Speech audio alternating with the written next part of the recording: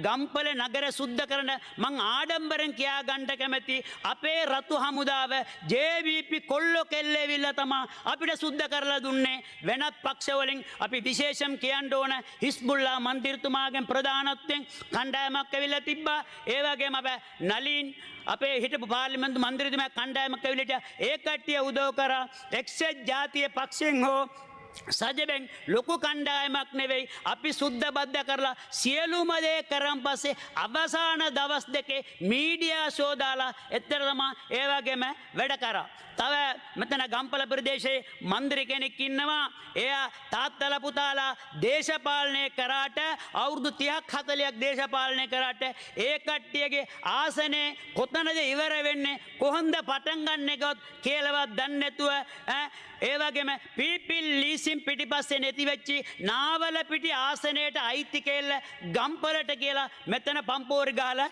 ගියා. ඒ වගේම තව එකක් MPRෝකෙන් එවිලා අපිට උදව් කරේනේ කියලා ගම්පල විරුද්ධ පක්ෂ ඒකාබද්ධ කියලා පිකටින් එකක් කරා ඒ කට්ටිය ඇත්තටම දැනගන්න ඕන ලංකාවේ 60ක භාග පිරිසක් තමයි MPRෝක එකේ ඉන්නේ.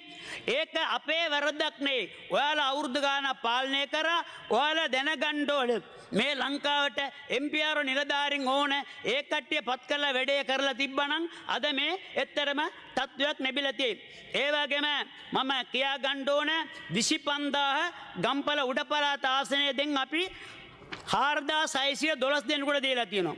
ඒ වගේම රුපියල් 50000 1494 දීලා තියෙනවා. ඒ වගේම උස්කෝ ළමයින්ට 195 දෙනෙකුට දීලා තියෙනවා. මියගිය දෙමෝ නේදායොන්ට 11 දෙනෙකුට ලක්ෂ 10 ගාන දීලා තියෙනවා. ආපදාවට පත්තුණු සහ ආර්ථික වශයෙන් අමාරු වෙන්න කට්ටියට 18099ක් අපි වීලි ආහාර දීලා තියෙනවා. ඒ වගේම බිස්කට් 1810ක් දීලා තියෙනවා. ඒ වගේ ඇඳුම් පැළඳුම් 1332ක් දීලා තියෙනවා. ඒ වගේම පාසල් ළමයින්ට අපි පාර්සල් පොත්පත් 1500ක් තියෙනවා. ඒ වගේම මේ කතාව මට කාලේ වෙලා නැති හින්දා ඉතුරු කොට මම සභාගත කරනවා. ඒ වගේම මම එකක් කියා ගන්න ඕන ඉදිරි කාලෙදී දැන් අඹුලාවගෙන ලොකු ජනතා විරෝධයක් ඇවිල්ලා ආණ්ඩුවට පවර ගන්න කියලා ජනතාවගේ ලොකු ඉල්ලීමක් ඇවිල්ලා තියෙනවා. ඒක අපේ රජය තුලින් අනිවාර්යෙන් ඒක